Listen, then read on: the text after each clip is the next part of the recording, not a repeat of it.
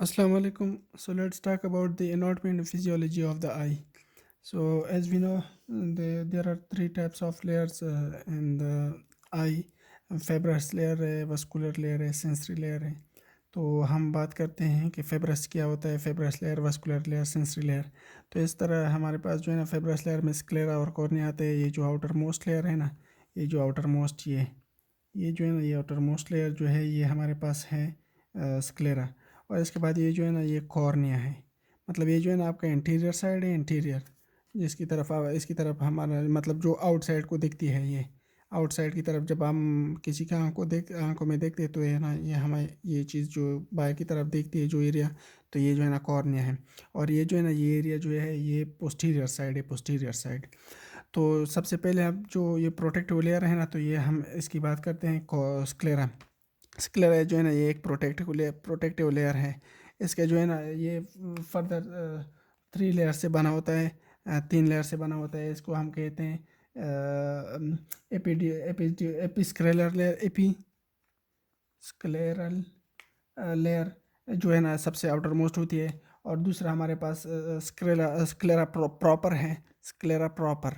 And तीसरा जो हमारे पास होता है ना लेमिना फ्यूज का होता है हमारे पास, लेमिना फ्यूज का होता है ये हमारे पास. और ये जो स्क्लेरा है ना ये सबसे आउटर मोस्ट वाइट लेयर होता है.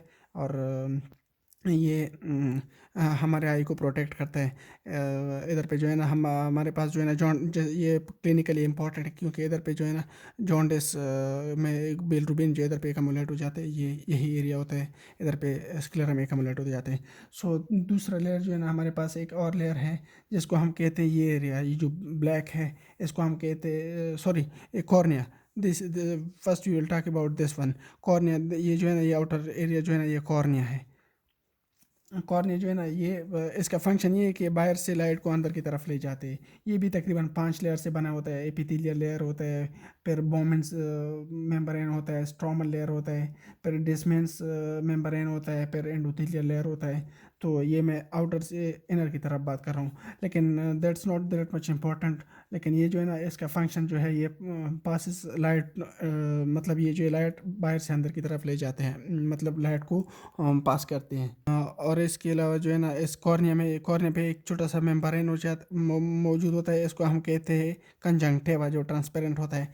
जैसा कि हम फॉर एग्जांपल ये जो है ना ये हमारी आई है, तो इधर से ये अपर आईलेड है और ये जो है ना ये लोअर आईलेड है. मतलब सुपीरियर पल्पेब्रा, इन्फीरियर पल्पेब्रा.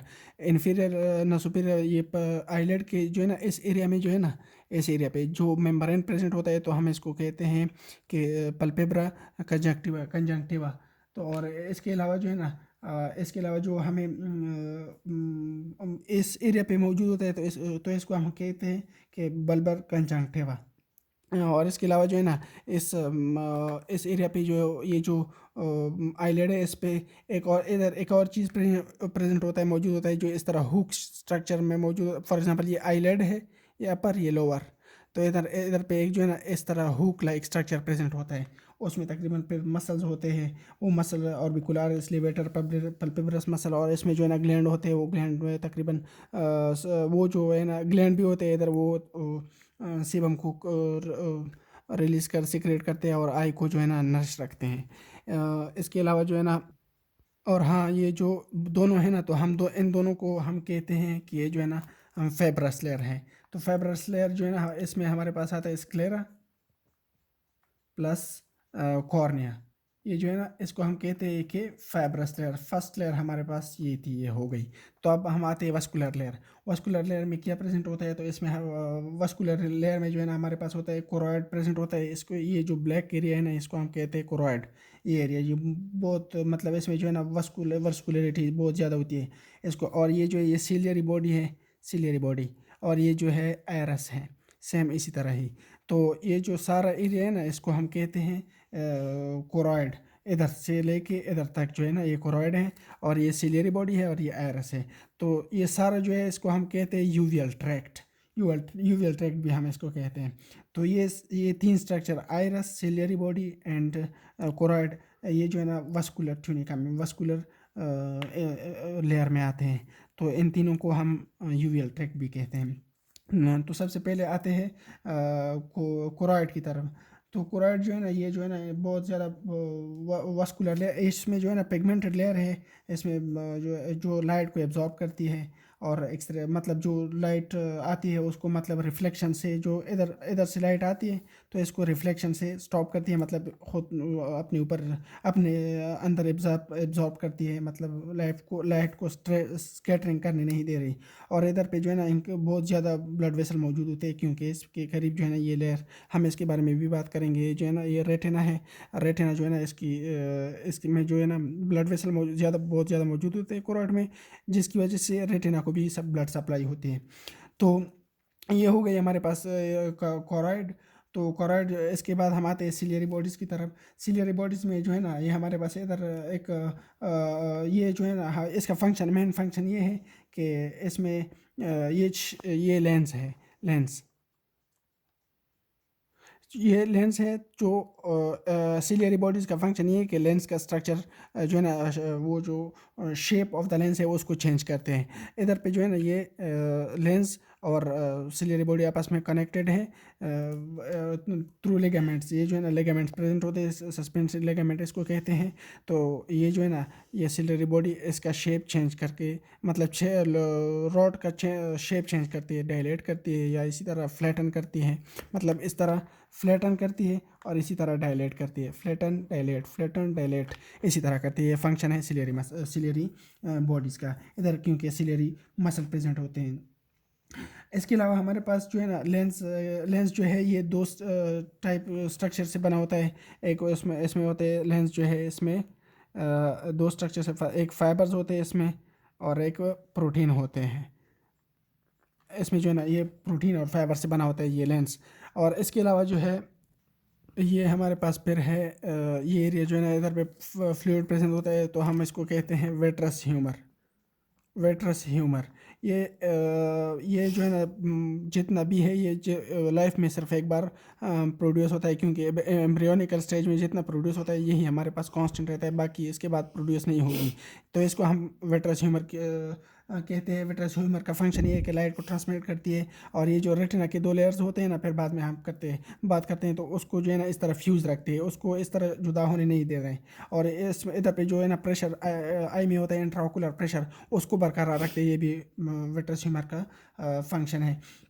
तो इसके अलावा इसके बाद हम आते हैं रेटिना की तरफ। रेटिना में जो है ना हमारे पास रेटिना में दो लेयर्स दो टू टाइप्स लेयर मौजूद होते हैं। ये एक ये जो है ना ये इधर से लेके ये भी रेटिना है और ये भी रेटिना है।